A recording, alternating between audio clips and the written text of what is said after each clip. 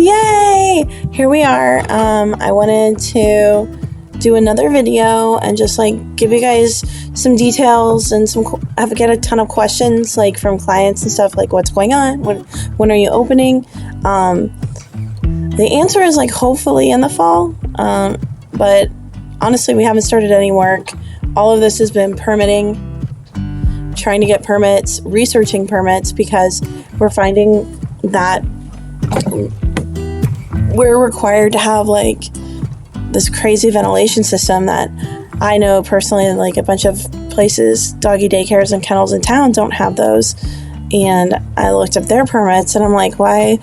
They don't even have like the proper permitting. Like seriously, I went through about 25 doggy daycare and kennels and their permitting is off the rails. So I'm wondering why it's so hard to get the permits and who exactly is like checking the permits at the end of the process. We're not sure. So we want to do it right, and obviously that costs a ton of money. The ventilation system alone is like over $100,000. We have the building, which we thought was going to be the easy part, but it's sort of coming out to be like maybe it would have been easier if we had just taken a wrecking ball to the place and started all over. Maybe that would give the city the aesthetic that it wants, instead of trying to use a building that is sort of dated. So it had an electrical fire prior to us renting it, and the electrical was ripped out. So we have to file for a whole new service. And considering that property is like two different properties, it's been kind of a challenge. Everything in it is not up to date per city, so even the plumbing. So we have to go in there and put in new piping, put in a new service, new amperage. These are big words for my guys. So I'm trying to like sort of still wrap my head around all of this. I do know that what has been the most challenging so far in this new business venture, it has been the permitting with the city and financing. We don't make a ton of money. My husband still works a full-time job, and I know a lot of people always wonder about this, like, ooh, you must make so much money. You don't make a lot of money if you do it right. We don't stack crates on top of each other. We don't have a bunch of crates. We have a bunch of square footage in our current location, but we build our own suites, and so that takes a lot of money to maintain all of those. Because dogs tear stuff up, even your best dogs, normal wear and tear. So we're constantly refurbing the building that we already have, and that expense of building these suites, which I'll show you in our layout in the next segment, it costs a lot of money. You think eggs are expensive right now? The building, the amount to build this out has gone up exponentially. Our friends who are our sister store in Dallas had done this pre-COVID, and I think that they were like at $500,000. I think right now we're sitting at $1.4 million. We will get some tenant improvement allowance back from the landlord, because obviously the building wasn't in the best shape. It's not a move-in ready building, so they are going to be giving us that money back at the end of construction once we get our certificate of occupancy. However, like we have to front all of the money up front because they're not giving it to us until the end. So we don't have that much money, so we had to go through the SBA. With the recent bank collapse in California, banks are really super hesitant to loan you out $1.4 million. That's what I know about. Our current location look like? What does our current location look like? Well, I thought it was important to kind of show you a little bit of a tour. This is our logo, my dog Zuzu. And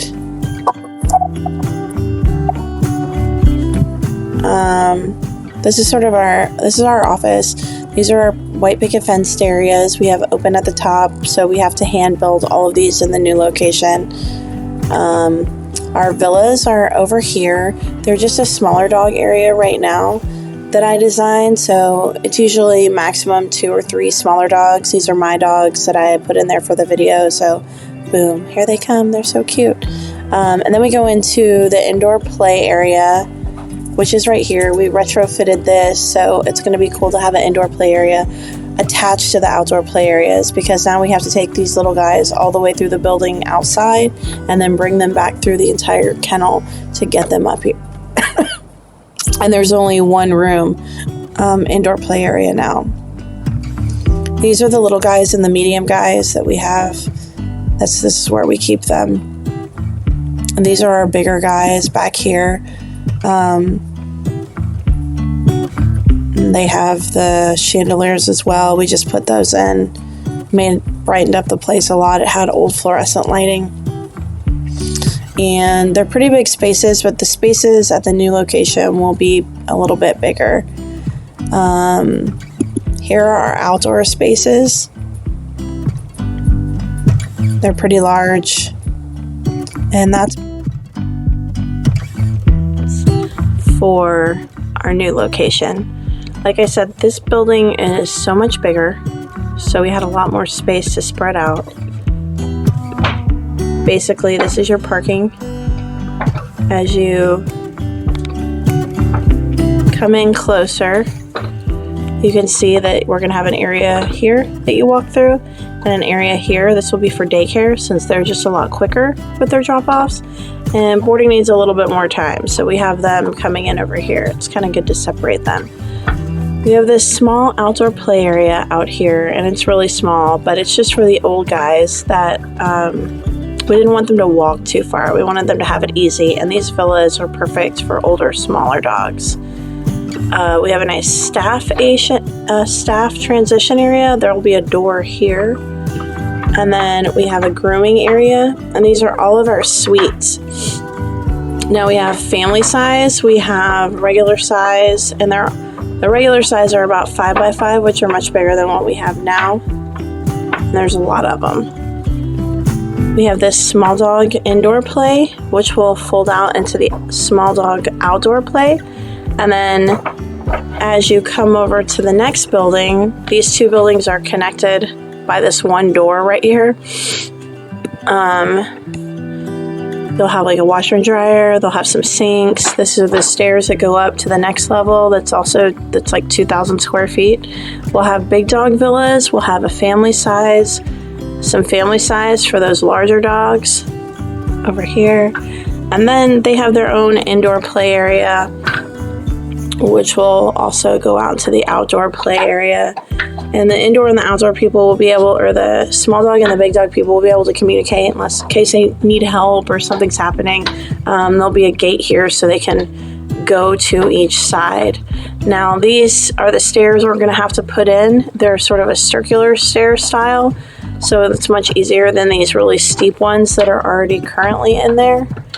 And so when we get to the upstairs level, it's going to look like this. We have a big indoor play gym that we're installing for those dogs that just need to get out and run their energy out. We can do chuck-its. It will be a play gym. It will be amazing.